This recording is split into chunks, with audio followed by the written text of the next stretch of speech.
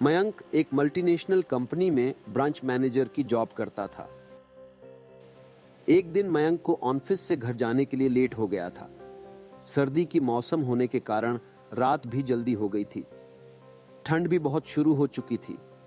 रास्ते में चलते चलते मयंक को अचानक एक आवाज सुनाई दी, रुक जाओ।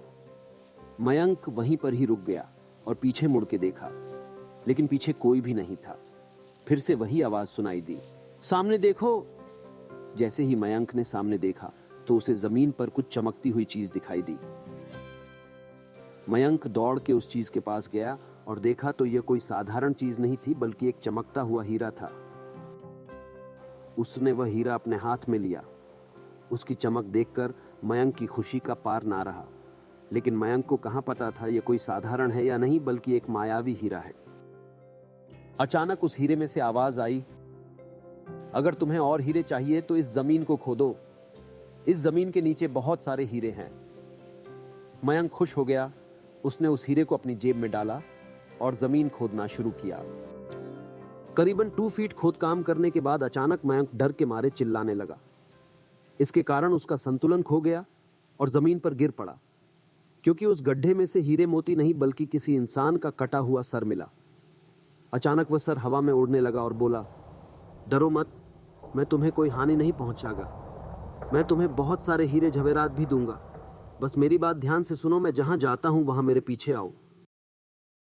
फिर वह सिर हवा में उड़ा और जंगल की ओर बढ़ने लगा। करीबन 1 किलोमीटर चलने के बाद वह सिर रुक गया। मयंक भी रुक गया। फिर उस सिर ने मयंक से कहा, इस जमीन के भीतर बहुत सारे हीरे मोती जवाहरात छुपे हुए हैं। इस जमीन पे खोद काम शुरू करो।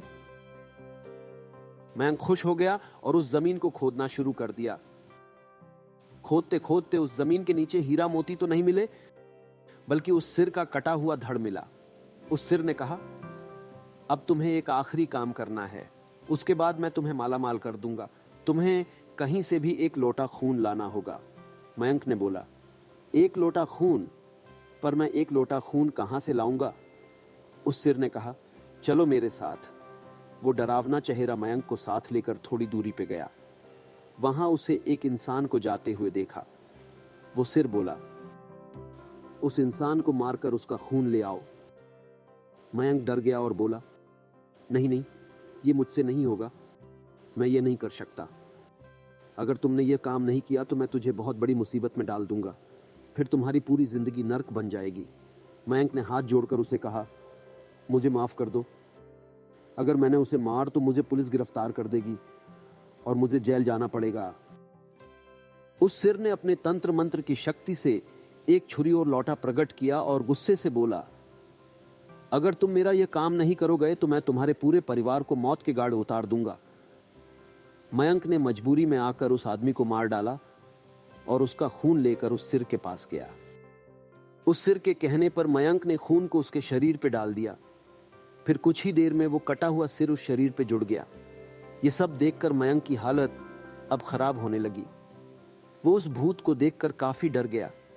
जैसे ही वो भूत जिंदा हुआ तो जोर जोर से हंसने लगा। वो डरावनी आवाज में बोला, तुमने बहुत बड़ी गलती कर दी कि तुम्हें मुझे फिर से जिंदा कर दिया। अब मैं सिर्फ तुम्हें ही नहीं बल्कि इस पूरे शहर को मौत के गाढ़ उतार दूंगा। डर के मारे मयंक के मुंह से आवाज भी नहीं निकल रही थी।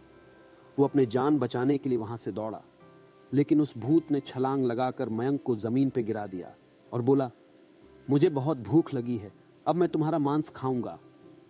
जैसे ही उस भूत ने मांस खाने के लिए आगे बढ़ा कि तुरंत ही उसका सिर धड़ से अलग हो गया। मयंक समझ नहीं पाया कि आखिर यह चमत्कार हुआ कैसे।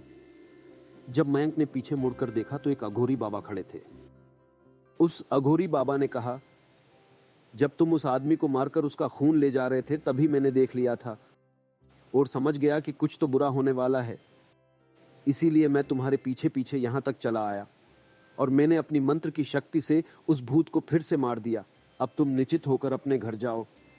अब तुम पर कोई खतरा नहीं है। आज भी मयंक उस बात को याद करता है तो उसकी रूह तक कांपने लगती है। अब आपसे मुलाकात होगी अगली अनोखी वीडियो में।